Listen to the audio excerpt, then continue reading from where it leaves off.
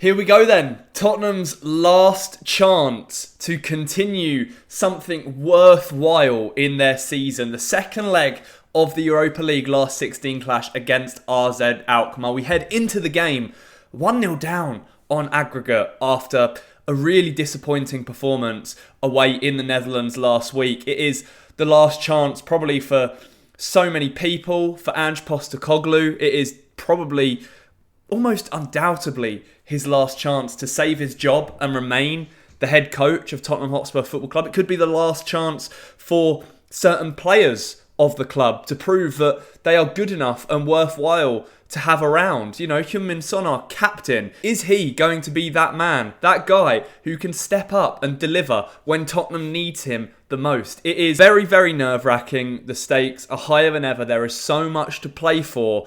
And it is last chance saloon. Spurs fans, me, you, whoever may be watching this have been through all of it this season. We've seen one of the worst injury crises that this club has ever been through. We have seen some of the most horrendous results. Tottenham officially cannot even win 10 Premier League games at home this season, which I think is the first time in nearly 20 years or so that has happened. And it's just unthinkable. A club like Tottenham, their home stadium should be a fortress, and the club, even if they're not at their best on the pitch, should always be winning the majority of their games at home. You can accept the odd one or two losses or draws at home if you're not having a very good season, but the length to which Tottenham have taken it this year is just completely unacceptable. And yeah, now all of a sudden we've got one more game in the Europa League to save our season.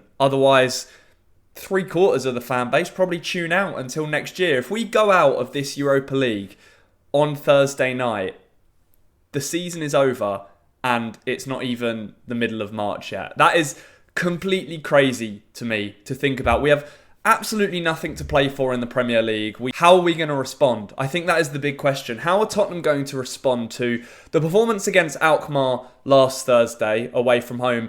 And then perhaps more importantly, the performance against Bournemouth on Sunday. Because yes, we come out of the game with a draw, with a point against a very good Bournemouth side, no doubt. But we were 2-0 down at home. And if we're being honest with ourselves, we were very, very lucky to get anything out of that game whatsoever. So I just feel like the consensus among the Spurs fan base at the moment is that if we put in another performance like that, like the one on Sunday against Alkmaar in this second leg, we're going to really, really struggle. And I know you could suggest that we're missing our best, if not one of our best players in Dejan Kulusevski, who's out with that foot injury at the moment. But we've also got a lot of players back in the squad. Christian Romero came back from injury and started on Sunday against Bournemouth, but he just looked so rusty, which is insane to see because we know how important he is in the squad and we need him to step it up another gear for this game. I know people have their qualms with him because he's coming back from injury just ahead of the international break. He loves to play his games with Argentina, but no player chooses to stay out injured and stay out for as long as he's been. I refuse to believe that, and I do believe that he has Tottenham's best interests at heart deep down, and he wants to help the team succeed. And if Tottenham are going to succeed, we're going to need him on Thursday. We're going to need Mickey van der Ven for more than half an hour, I feel. We're going to need the likes of Jed Spence to step up, Pedro Porro or Destiny Udogie, whoever it may be. The midfield, we're relying on Lucas Bergvall in the middle of the park to be arguably our best midfielder at the moment, which I think says it all. The fact that this 18-year-old kid is outperforming seasoned veterans like Yves Bissouma, like Rodrigo Bentancur. Pat Matasar is also outperforming those two as well. So, yeah, it looks like there's going to be a lot riding on the youth in this one. But I still feel positive about this game. I have to be honest when sort of talking about these things, and I feel like Tottenham have more than enough in the locker to be able to turn this tie around. I think RZ Alkmaar will play in a very similar way to how they did in the first leg, which is they will sit low in a deep block when Tottenham have the ball. But when Tottenham have the ball perhaps in their own third, in their own box, they will press high because Bournemouth did it so well against us on Sunday. And I think it was a showcase probably to Alkmaar about how to sort of unravel us and force us into mistakes, because I'm not entirely sure we have the players with enough quality to be able to play around such an intense press out from the back. Vicario looked very uncomfortable on the ball at times. Romero's passing was sloppy. A few other players, Pedro Porro, really can't defend all that well at all. I expect Alkmaar to try and exploit that heading into this second leg. But again, I'll go back to the point. As bad as this season has been, we've still seen flashes of how good this Tottenham team can be with the players fit and available and ready. And we're finally sort of back at that stage now where we have options off the bench. We have players to be able to make an impact on the pitch from the very off. And it's needed, because if it isn't there on Thursday, we go out and that's it. Ange probably loses his job and we just reset that cog once again. A manager that's gone, before the 2-year mark and everything just starts all over again. So, yeah, it's going to be a very, very interesting game. I'm very intrigued to see what the atmosphere is going to be like inside the Tottenham Hotspur Stadium. I think it was misinterpreted a little bit after the Bournemouth game, but people had a bit of an issue with Ange suggesting that the atmosphere inside the stadium wasn't very positive, it wasn't very good. But on the flip side, it's up to the players to give the fans something to cheer for, and they simply haven't been doing that for so many months now. Although, what I will say is Tottenham have to make the atmosphere good right at the start of the game. There's no point going into the game and immediately being, frustrated and negative. You have to get behind the players, at least at the start. And then if they're still not performing, then I actually think the boos at half-time are justified. Because it sends a clear message to the players that they have to improve and they have to be better. And ultimately, I hope the players that probably felt a little bit upset with that on Sunday come out into this game with a bit of a bee in their bonnet and they want to prove something to the fans. We just need that bit of fight, that bit of motivation, that bit of energy, because it's all been missing for so many weeks now. We finally have the players available to us, but then we've been lacking the energy and the press that we've seen so often under Ange Postecoglou. And we struggled to put 2 or 3 passes together in a row on Sunday, and that seriously has to change. I think a lot of us have underestimated RZ Alkmaar and how good they actually are. Let's not forget, they knocked Galatasaray out, a team we lost to in the league phase of the Europa League. So they're no pushovers, and they know the job they have to do at the Tottenham Hotspur Stadium. We know the job we have to do.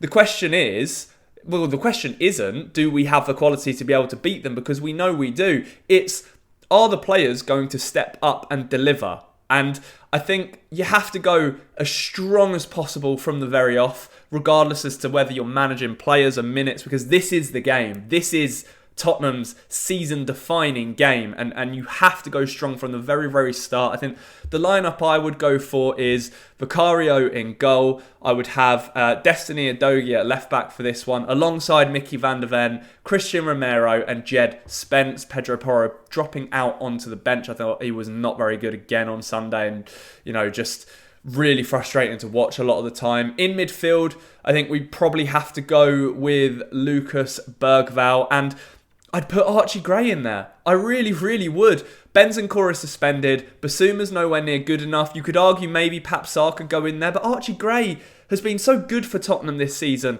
Play him in his strongest position. He deserves it. He has earned that chance to show what he can do as that sort of defensive number 6 midfielder, and put him alongside Bergvall, and it could actually be a really exciting partnership. So I'd put Archie Gray in there alongside our sort of star Swedish 18-year-old. James Maddison, I believe, has to play just because of what we know he is capable of, and I would certainly do that. I would play Heung-min Son on the left. I would play Wilson Odobert on the right, drop Brennan Johnson out of the squad. I'd actually bring on Mikey Moore before Brennan Johnson at the moment, although we know that won't happen. And then Dominic Solanke up front. Matthias Tell, probably an impact substitute at the moment with the performances he's been putting in. Mikey Moore to come on, Johnson if we need him. Pat Matassar. Options off the bench. As I've said, plenty of quality to be able to go out there and win this game. It's just, can we do it? Can Tottenham step up to the challenge? Because so many times this season we haven't. And we've just sort of flopped backwards and gone, do you know what? We're just not there. We're not good enough. The form isn't good enough. We're missing too many players. All of these excuses, they're gone. No one's going to care about excuses if we lose this game. So there's nothing left to do but go out there onto the pitch and perform. I think we will. I think we're due a good performance. I think we're due something like we saw against Villa early in the season, against Manchester City at the Etihad, against Manchester United in all of those games. Those sorts of performances we've not seen for weeks, and we're due one. Players have had a couple of games now back from injury to get up to sharpness and up to fitness. So let's go and get the job done. It's as simple as that. I don't even really think there's anything else to add. Son looked good, I think, off the bench against Bournemouth. He looked sharp, and we need that version of Son.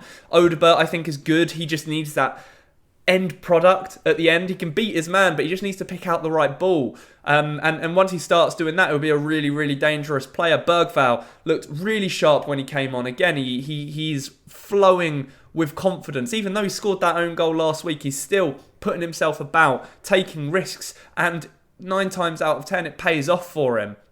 Jed Spence had a bit of an off couple of games, I think, but hopefully he can return to his best. And then that solid partnership of Romero and Van der Ven, when they're at their best, it is so, so good. And we need it now more than ever. It's not going to be easy because it never is with Tottenham, but it's possible. And you have to hold on to that hope because, like it or not, the season hangs in the balance, and it hangs on this one game. And we have to score. We have to score at least 2 goals. We have to win the game.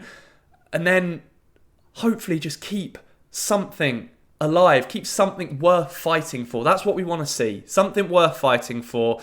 And let's just hope that we can ease tensions around the club and give the fans something to cheer for. I really, really hope so. I am going to go for a comfortable win, I think, in this one. I'm going to go for a 4-1 Tottenham win. Some of you might call me crazy, but I still feel optimistic. I really, really do. I wouldn't be being true to myself if I sat here and said, I don't think Spurs are going to win, because I do think we will. I may look silly afterwards, but that's the game you play when making predictions. So that's what I'm going to go for. Let me know down in the comments what your predictions for the game are. Who would you start? Who would be in your starting 11 for the game? And if we lose this, is it time for Ange to go for you? Let me know. Thank you so much for watching. Don't forget to like the video and subscribe to the channel. If you are new around here, it helps me out massively. I'll say it in every single video. It really, really does. Enjoy your week. Enjoy the game, those of you that are going. As always, come on, you Spurs.